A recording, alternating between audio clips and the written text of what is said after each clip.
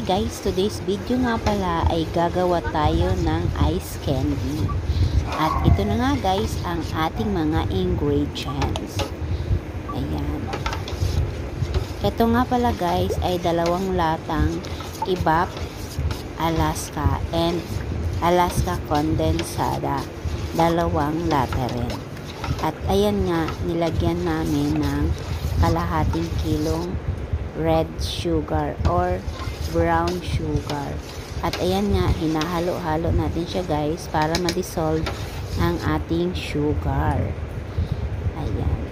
Nga guys, napagawa nga kami ng ice candy ngayong araw dahil sobrang init talaga ng panahon. Kasi kung bibili pa ng kakainin, kami na lang ang gagawa. O diba?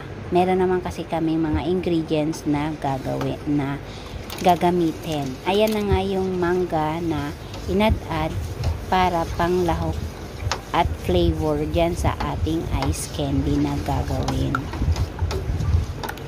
Ihalo-halo lang nga dyan sa milk. At yan nga pala guys ay may kasama na yung cornstarch. Ayan, niluto muna namin yung cornstarch at hinalo namin dyan sa milk. Nilagyan nga rin pala namin yan ng tubig guys, mga 1 litro. Kaya sobrang marami nga pala yung aming gagawin na yan. Kaya abangan nyo lang dyan guys hanggang sa kami ay matapos gumawa ng ice candy.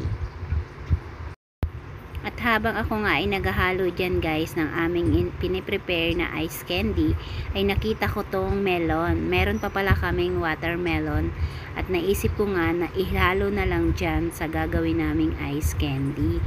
Kaya mango and melon mix ang aming flavor. At ayan nga, habang kami ay nagmi-mix ng aming gagawing ice candy, ay nakaprepare na rin si Habi ng aming iinumin na juice. At ayan nga, inom tayo guys. Grabing init ng panahon. At ito na nga, natapos na nating i-mix ang ating gagawing ice candy. At ayan nga, mangga pa lang yan guys. At ito na nga yung melon na ating inad-add. Sinama na rin natin dyan sa ating na-mix na mango ice candy. Ayan. Ganyan nga lang yung ginawa namin. Hinalo-halo lang hanggang sa ma-mix ang aming flavor.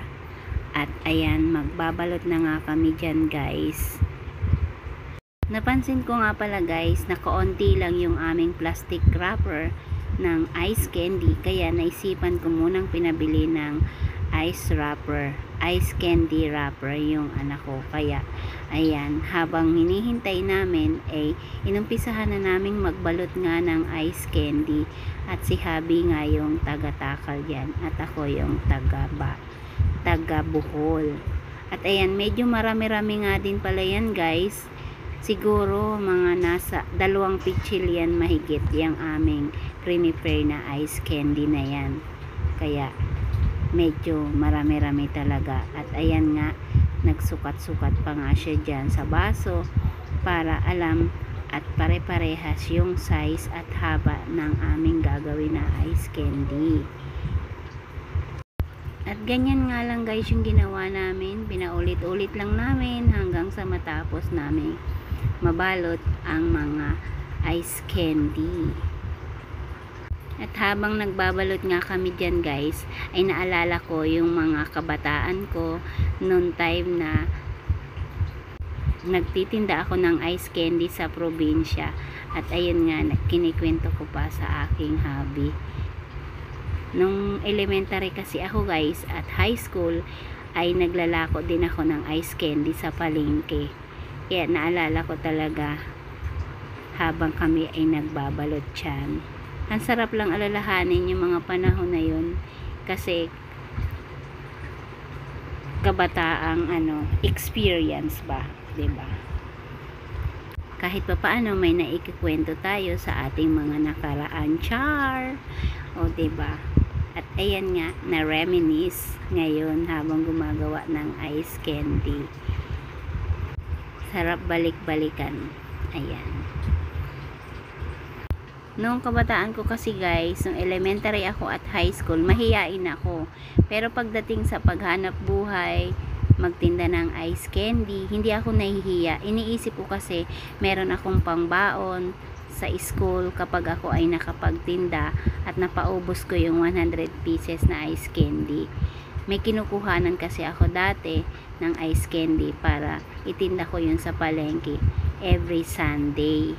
At yun nga, kumikita ako doon ng 20 pesos sa isang kalahating araw lang. Ayun, mapaubos ko lang yung isang styro. Kaya napakasarap balik-balikan yung ganong pangyayari sa buhay ko nung ako elementary at high school. Di tulad ng mga kabataan ngayon na puro cellphone, social media na lang ang mga nilalaro. Hindi nila naiisip na tumulong sa magulang or magsumikap na kumita ng sariling pera. Ayun. At ayan na nga guys, natapos na kaming magbalot. Ayan, 98 pieces nga pala yan guys, yung aming nabalot na ice candy. At ayun lang guys, sana nag-enjoy kayo sa video na to. Thank you for watching. Bye bye!